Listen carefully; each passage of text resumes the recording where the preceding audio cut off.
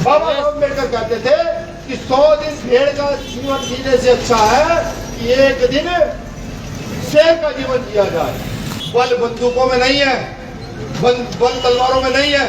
अगर ताकत किसी में है तो आपके वोट में ताकत है, आपके वोट में ताकत है, क्योंकि आपके वोट की कीमत भी उतनी है, मुख्यमंत्री प्रधानमंत्री के वोट की कीमत भी उतनी है। अपने वोट को पहचानिए, गौरवान्वित होइए आज के दिन पर कि बाबा साहब अम्बेडकर आज के दिन संविधान को पूरा करके गए थे। बाबा साहब अम्बेडकर 26 जनवरी 1950 के दिन हमें लोकतंत्र का अधिकार, मत देने का अधिकार देकर के गए थे। गौरवान्वित होइए। 20वीं सदी आपकी, 21वीं मेरी।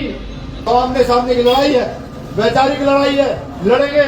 और अगर दूसरी लड़ाई भी चाहते हो तो उसका भी प्रयास करेंगे, उसमें भी कमजोर होंगे। लेकिन मैं चाहता हूँ 2 बच्चे को आप अपने घर के लिए पैदा करें और 1 बच्चा बीमार भी के लिए पैदा कर दें। बुलबुल के पंजों में कभी बाज नहीं होते, बुज़दिलों के हाथों में कभी राज नहीं होते। जिस कौम को पड़ती है सर झुकाकर चलने की आदत, उस कौम के सरों पे कभी ताज नहीं होते, कभी ताज नहीं होते, कभी ताज नहीं होते। महसूस करें और महसूस कराएं। बाबा साहब अम्बेडकर कहते थे कि 100 दिन भेड़ का जीवन जीने से अच्छा है कि एक दिन शेर का जीवन जिया जाए। जीवन के 2 सत्य है, एक आपका पैदा होना और एक आपका मर जाना होगा। कोई चले गया, ये 2 सच है, तीसरा कोई सच्चाई नहीं है। अगर आप जीने के बाद गुलामों का, जन्म लेने के बाद गुलामों को जिंदगी जीते जीते मरते हैं तो आपको ना तो पीढ़ियां याद रखेगी, ना इतिहास कभी याद करेगी। लेकिन हाँ, अगर आप इस देश के अंदर जीवन पैदा होने के बाद अन्य अत्याचार के खिलाफ लड़ते लड़ते मर जाते हैं तो इतिहास में नाम लिखा होगा, ये पुरखे, ये इतिहास आपको याद करेगा, वो आपकी पूजा करेगा। इसलिए सम्मान महसूस करना शुरू कीजिए।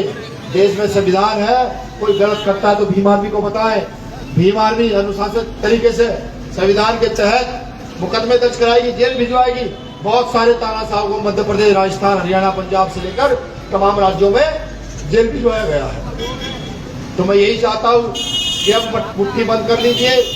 चुनाव का भी दौर है। एक दिन माफी चाहूंगा जो मैं कहने जा रहा हूँ, ये बुरी बात है लेकिन नहीं कहनी चाहिए। याद आगे तो मुझे लगता है जो मुंह आगे कह देना चाहिए। जब हम 365 दिन अपने घर का राशन खाते हैं, अपने घर का ही सारी व्यवस्था में जीते हैं, सारी व्यवस्था मतलब भाई बहुत सारे लोगों को इसका भी शौक है पीने खाने का, पीते हैं। वो चुनाव से 10 दिन के लिए सिर्फ वोट अपने देने के लिए दूसरे का गुलाम क्यों हो जाता? बदलिए इस व्यवस्था को, बदलिए, बिल्कुल बदलिए। जब हम 4, 4.5 साल, 5 साल अपने हाथ की मेहनत करके रोटी खाते हैं तो वो जो 10 दिन चुनाव के हैं उस दिन भी हम अपने हाथ की मेहनत करके रोटी खाएंगे और वोट का प्रयोग अपनी ताकत के लिए करेंगे। जैसे मैंने खड़े होते ही कहा था, जिनका दल नहीं होता उनका बल नहीं होता, और जिनका बल नहीं होता उनकी समस्याओं का हल नहीं होता। और आज ये हाल देश के अंदर, भारत के अंदर बल बंदूकों में नहीं है, बल तलवारों में नहीं है। अगर ताकत किसी में है तो आपके वोट में ताकत है, आपके वोट में ताकत है। उस ताकत को पहचानिए, क्योंकि आपके वोट की कीमत भी उतनी है, मुख्यमंत्री प्रधानमंत्री के वोट की कीमत भी उतनी है। अपने वोट को पहचानिए और गौरवान्वित होइए आज के दिन पर कि बाबा साहब अम्बेडकर आज के दिन संविधान को पूरा करके गए थे। बाबा साहब अम्बेडकर 26 जनवरी 1950 के दिन हमें लोकतंत्र का अधिकार, मत देने का अधिकार देकर के गए थे। गौरवान्वित होइए, बिल्कुल गौरवान्वित होइए।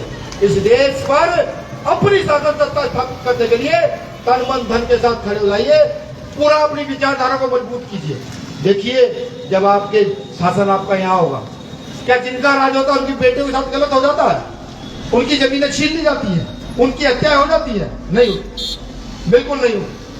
अपने शासन सत्ता स्थापित कीजिए, अपनी विचारधारा को स्थापित कीजिए और बताइए इस देश को बताइए कि ये दलित आदिवासी यहाँ के मूल निवासी हैं, ये अगर अपना घर चला सकते हैं, ये यहाँ पर टट्टी के रेड़े चला सकते हैं, ये यहाँ पर मेहनत मजदूरी कर सकते हैं, कबाड़ उठा सकते हैं, तो इस देश को भी ये लोग मजबूती से चला सकते हैं। बताइए अब समय है। बाबा साहब अम्बेडकर ने भी कहा था महात्मा गांधी जी को, मिस्टर गांधी 20वीं सदी आपकी, 21वीं मेरी।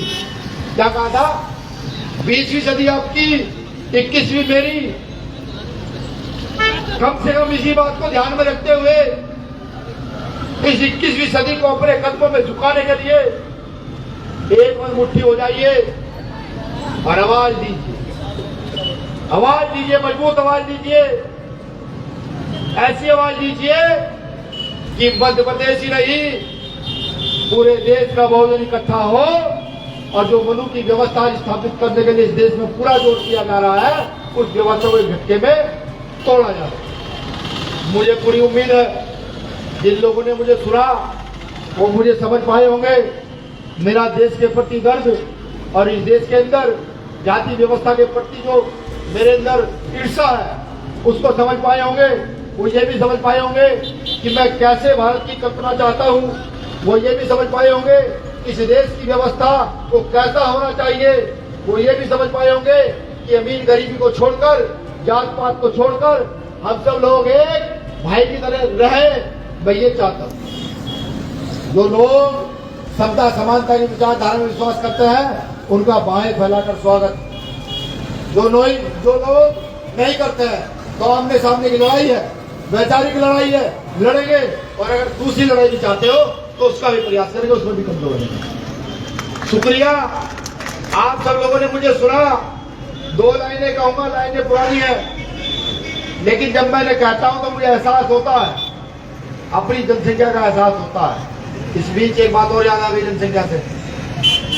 यहाँ तो साथी बैठे हैं, मैं तो चाहता हूँ हालांकि देश में जनसंख्या नियंत्रण को लेकर बड़ी बड़ी बातें लगातार चल रही हैं बहुत तेजी से, लेकिन मैं चाहता हूँ 2 बच्चे को आप अपने घर के लिए पैदा करें और 1 बच्चा बीमार भी के लिए पैदा कर दें, जिससे कि मूवमेंट को आप उस बच्चे को दे सकें बड़े मन से। साथियों, बुलबुल के पंजों में कभी बाज नहीं होते। बुलबुल समझता है छोटी सी चिड़िया है, बाहर इतनी बड़ी चिड़िया। बुलबुल वो पूंजीपति, वो समतावादी जो जाति व्यवस्था इस देश में मजबूत किए हुए हैं 15% लोग, और बाज हम लोग 85%। बुलबुल के पंजों में कभी बाज नहीं होते, बुज़दिलों के हाथों में कभी राज नहीं होते। बुलबुल के पंजों में कभी बाज नहीं होते, बुज़दिलों के हाथों में कभी राज नहीं होते। जिस कौम को पड़ती है सर झुकाकर चलने की आदत, उस कौम के सरों पे कभी ताज नहीं होते, कभी ताज नहीं होते, कभी ताज नहीं होते। शुक्रिया। जय भीम, जय जोहार, जय मंडल, जय भारत, जय श्री राम।